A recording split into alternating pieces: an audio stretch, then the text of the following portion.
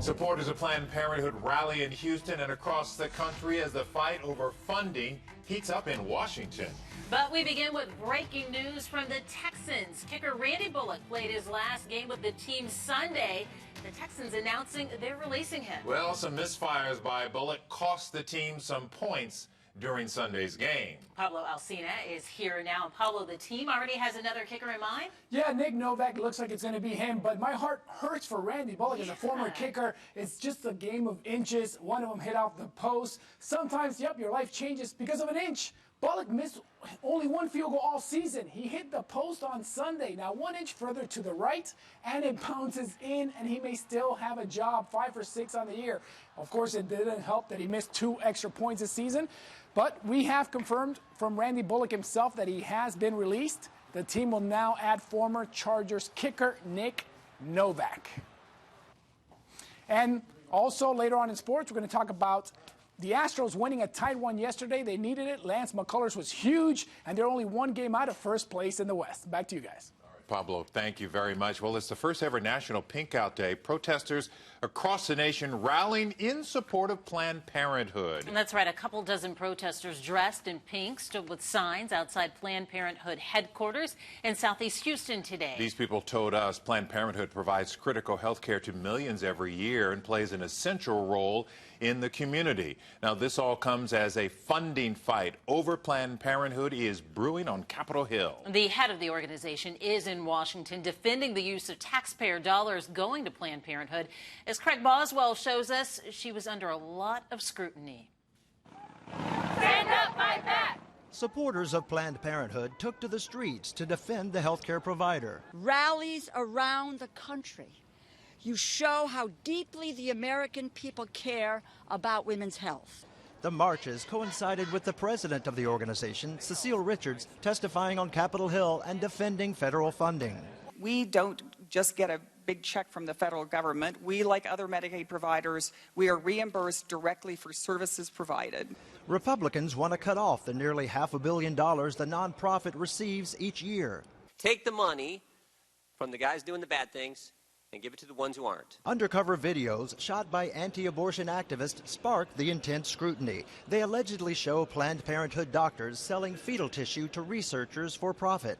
The outrageous accusations leveled against Planned Parenthood based on heavily doctored videos are offensive and categorically untrue. The person responsible for shooting the undercover video did not testify. Republicans are pursuing different strategies, including a special select committee to investigate Planned Parenthood. An effort to force a government shutdown over funding for Planned Parenthood faces little chance as Congress moves forward with a spending measure to keep the government running. Craig Boswell, CBS News, Capitol Hill. And coming up at 4:30, we are hearing more about what you think of this controversial issue. You can log on to Facebook to share your thoughts, and we'll read some of those comments coming up in the next half hour. Now to a grim discovery in Fort Bend County. A young man was found dead along Highway 59 under the KHOU Road overpass. Police said he looked to be about 19 years old. No word on who he is or how he died. The driver of an 18-wheeler spotted the body while walking around his truck. An update on the story we first told you about last night. A Missouri City teen with autism has been found safe and sound after he reportedly ran away yesterday after a school bus dropped him off at home. Officers spotted 16-year-old Wilbur Rivera, he's a student at Marshall High School, on the street this afternoon. He took off, but they caught him and then took him back home. A brief scare at Seven Lakes High School this morning. Students were evacuated because of a gas leak just before 7 a.m. This is in Katy ISD. The leak was caused by a gas jet that was left on.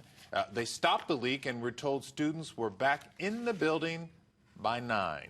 Thousands have petitioned for a road in fallen Deputy Darren Goforth's honor. Now part of West Road could soon become Goforth Road.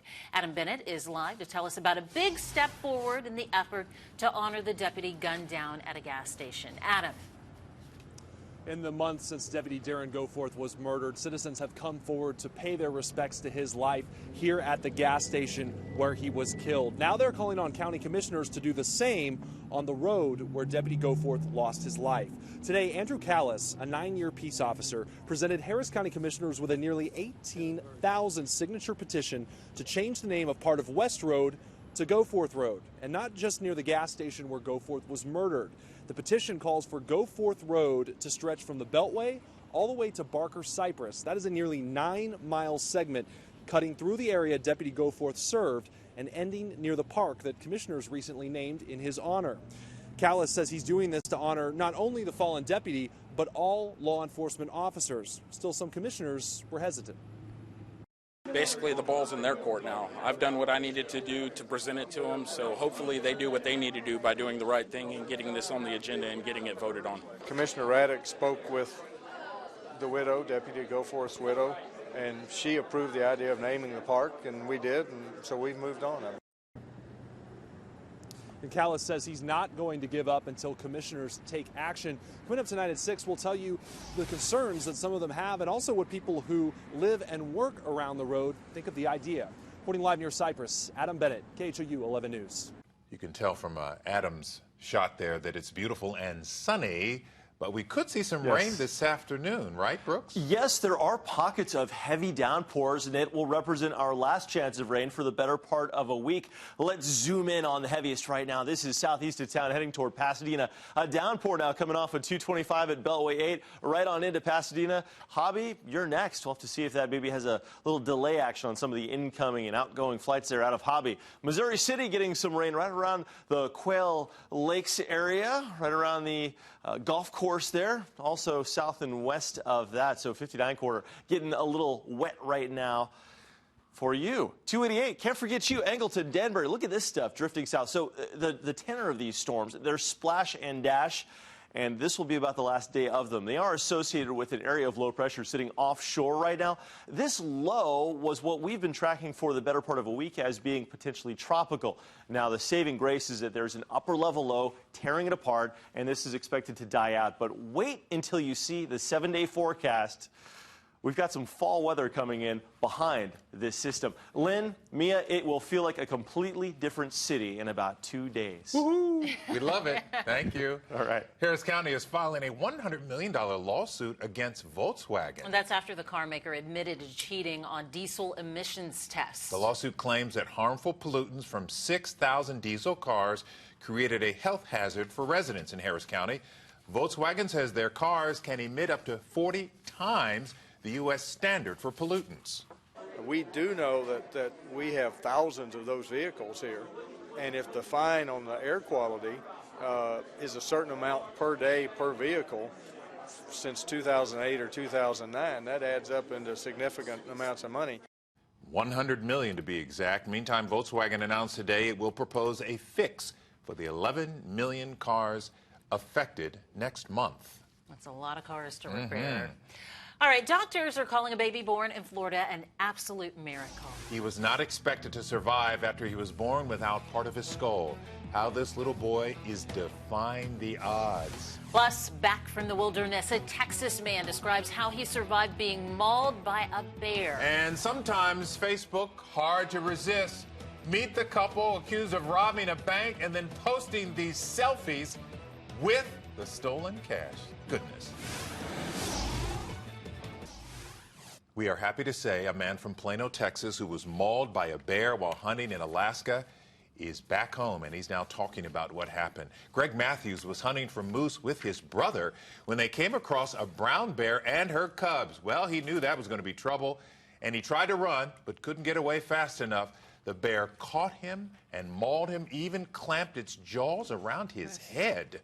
First thing I was thinking about my wife and my kids. I could hear the teeth against my skull. I could hear the bear basically growling in between what she was doing. I could only imagine what type of trauma that my body was going through. Wow. His brother came to the rescue, shooting and killing the bear. Matthews has serious injuries, but is expected to survive. Thank goodness. Oh, my goodness. Amen to that. Well, a woman in Florida had her own frightening encounter at a flea market of all places. Now, while rummaging through a stack of jeans, she came across right there an 8-foot python. Hello. Firefighters captured the snake and turned it over to wildlife officials. They say the snake was probably just looking for a cozy place to sleep, I guess. snuggled up in those jeans. Oh, my goodness. Go for Now the hanging clothes, right? Look at this in southern Oklahoma, where a truck carrying millions of honeybees flipped over this afternoon. Roll up the windows. This is on I-35 in Garvin County. The driver apparently took a ramp too fast. Traffic backed up for miles. Imagine driving by that all mess.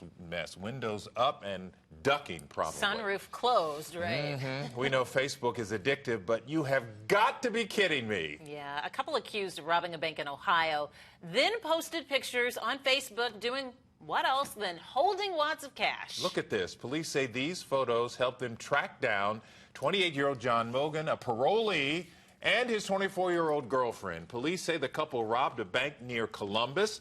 They now face bank robbery and theft charges. There you go. And there's a name for that. Right? We won't use it. Yeah. Okay. Airport workers are still trying to figure out who caused 2 Southwest Airlines planes to collide at Seattle-Tacoma International Airport. Go ahead, take a look. Officials say one Boeing 737 rolled into the other plane. The rear plane's body actually went under the wing of the one in front. Planes were empty. They were about to be rolled to the terminal to pick up passengers. One airplane mechanic says that's a rare but costly mistake that never should have happened. Aircraft are not allowed to just roll around aimlessly on the runway by themselves or the taxiway. So it's not the first time that something like this has happened with Southwest Airlines planes. Back in August, a flight at Denver's International Airport was backing up and hit a catering cart. 2 planes also clipped wings at an airport in Oakland. A baby in Florida born without most of his skull is defying the odds and celebrating his first birthday. Jackson Buell was born with a rare brain deformation that has no cure. Doctors said he would only live a few days. You see the video there? But now, a year later, little Jackson's proving them wrong, and his parents say he is getting stronger and learning new things every day. He says mama and dada, which sounds like ah or addy. He's learning to crawl. He scoots forward. His doctors are finally telling us, we don't know, Jackson's writing his own book. Jackson getting a lot of love on social media from people all over the world, with followers using the hashtag JacksonStrong. Goodness gracious. All right, we want to take you straight to some breaking news. This is Air 11 over Channel View, where we're told 2 men were posing as gas workers at a home. They knocked on the door, and that's when the homeowner answered. He became a little suspicious. The men asked to enter the back around the meter, and that's when they broke in. Fortunately, the homeowner had armed himself. He fired at one of the suspects, shot that suspect. The other one got away. The homeowner is okay. The sheriff's office is now working this case. Once again, taking a live look at the scene here. The home located on McCardle near Wood Forest. This is in East Harris County in Channel View. We're going to keep following this story, and we'll bring you any updates if we need to. Yeah, the guy that he shot is now at Memorial Hermann Hospital. The homeowner is okay. We keep seeing this happen.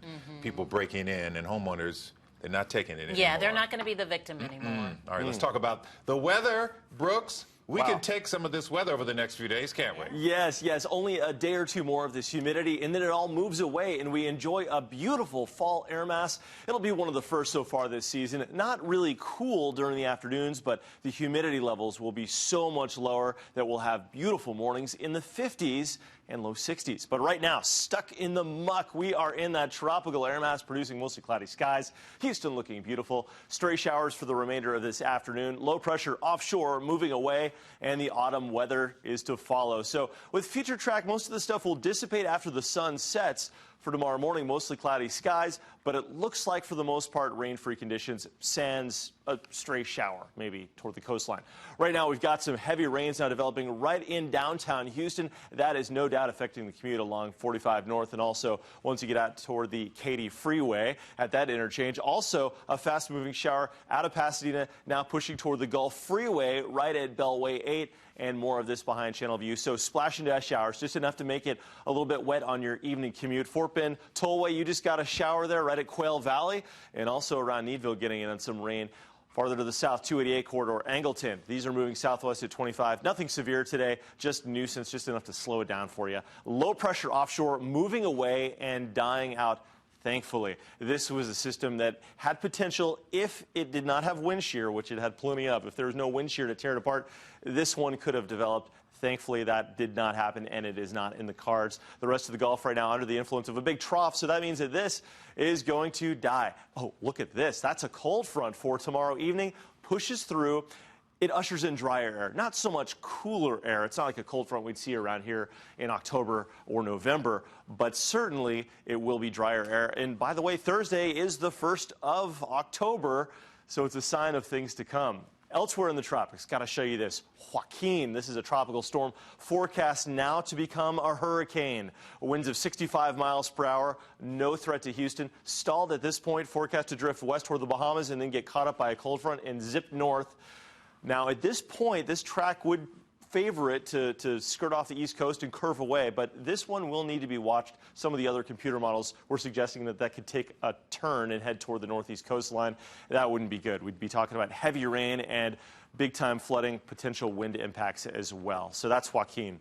89 right now in Houston, 90 in Sugar Land. As I mentioned, we've got a day or two more of this heat and humidity. 79 by 10 o'clock, just a 10% chance for rain. Rain chances diminishing. And spinning the weather wheel, looking for temperatures up around 70 for tomorrow morning. So a fresh start, kind of like this morning, but nothing like we've got coming to us for the forecast ahead. Right now, look at this downpour as viewed from TD-ECU Stadium. That's the one affecting Midtown and near town right now, just on the western edge of downtown Houston.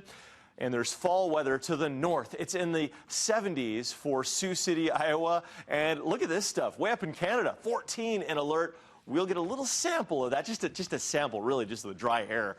Feeling like fall Houston style, but I don't think anybody's complaining. 81 for the high Friday, Saturday, and Sunday. A few clouds around from time to time. Friday, though, looks to be glorious with bright sunshine. Look at those morning lows, 50s and 60s. Ooh. You know, we are always looking forward to the weekend, but even more so now. Cool weather, such a for the treat weekend. here. Thank you, Brooks. Yes. Coming up, get the handkerchiefs ready. Hear why a bride was escorted down the aisle by 2 men. Plus, it is Try It Out Tuesday, and Tiffany Craig is checking out Amazon's new Echo. How well does it really work? And all new at 4:30, a community rallies together to help a mom get breast milk after she becomes too sick to breastfeed her baby. One of my favorite days of the week, Tuesday. Why? Because it is Try It Out Tuesday, and we're getting a peek this time into the future. We're going high-tech with the Amazon Echo. Yeah, you never know what Tiffany's going to find. It's a personal assistant for your home, sort of like Siri. And Tiffany Craig and photographer David Soltis put Echo to the test. I'm baking up some banana bread with help, Alexa, from my Amazon Echo. Set a timer. For how long? 45 minutes. Basically, it's a cylinder-shaped assistant named Alexa that answers questions. Well, most of them. Alexa, who's going to win the Texans game? I can't see the future. You plug it in, connect to Wi-Fi, download the companion app, and ask away. From creating a shopping list for Amazon or one that goes right to your phone. What should I add? A dozen eggs. You can ask about the weather or traffic. The fastest route. And it's constantly being updated. A new feature is a trivia game that photographer David and I play. Tiffany, who does Charlie Brown meet after going to his mailbox and ate Charlie Brown Christmas? 1. Lucy. 2. Violet. 3. Sally. 4. Schroeder. Right now, the Echo is $180. I don't know this answer. guess like I did. 1. Incorrect. The correct answer was violet. There are add-ons available to control appliances and lights. We mostly use her to play music. As a consumer, you're probably better off waiting until the Echo can do more, or just buy Alexa for fun. I've had her since May. But it still has a long way to go to be like really user-friendly like Siri is. And yes, the timer did go off. My banana bread was perfect. Tiffany Craig. Alexa, goodbye. KHOU. Goodbye. 11 News. But I cannot see into the future. I want to know if the Texans are going to win or not. You know what I'm saying? That's the pertinent question and answer. All right, listen up, teachers. We're teaming up with Halliburton to make sure creative teachers get some help inspiring curiosity in the classroom. If you or someone you know has a special way of teaching science, technology, engineering, or math that's STEM, let us know on our website, and you could be eligible for a $2,000 prize. The details are online now at KHOU.com. It's a decision some brides struggle with, whether to have their dad or their stepdad walk them down the aisle. That's a difficult choice. How one family dealt with the issue is getting worldwide attention on social media. KHOU 11's traffic cameras, brought to you by Houston TransStar. A wedding day surprise that is going viral. An act of selflessness that made a bride's special day even more special. Brittany Peck of Ohio is close to her dad and her stepdad. So on her big day, her father told the photographer to get ready. He was going to do something special. Then he walked up to Brittany's stepdad and tugged at his arm. Came up to me and reached out and grabbed my hand, and he said, hey, he said, you've worked for this as hard as I have. He said, you deserve this as much as I do. You're going to help us walk our daughter down the aisle. There's no what better way to thank somebody than to assist me walking our daughter down the aisle. I started crying myself, and I had to stop and say, wait, I better get it before, I lose it. Isn't that something? The pictures taken of the moment spread quickly ever since Brittany posted them on Facebook. Listen to this. More than 12 million views in the first 30 hours. 12 million views. Isn't that touching? I know. You know why? Because people can relate to this. A lot of you can. I have friends and family who can as well. Roseanne commented on Facebook, my daughter got married in Houston 6 years ago and had her father and stepfather walk her down the aisle. Michelle had this to say, this is awesome. Hats off to the father for acknowledging how much the stepfather played a role in his daughter's life. And Mary says, love this. It's the way it's supposed to be. It's about your children, not you anymore. All right, that's great. Coming up at 4:30, a touching reunion. A woman who suffered severe burns as an infant is finally meeting the nurse who cared for her. And once again, you can thank the power and reach of social media that revealed the identity of the nurse. And the community comes together to help a woman who gave birth, then became too sick to breastfeed her baby. In the heart of Houston's 5th Ward, new at 5, the battle lines that have been drawn between thieves and the pastor of this church.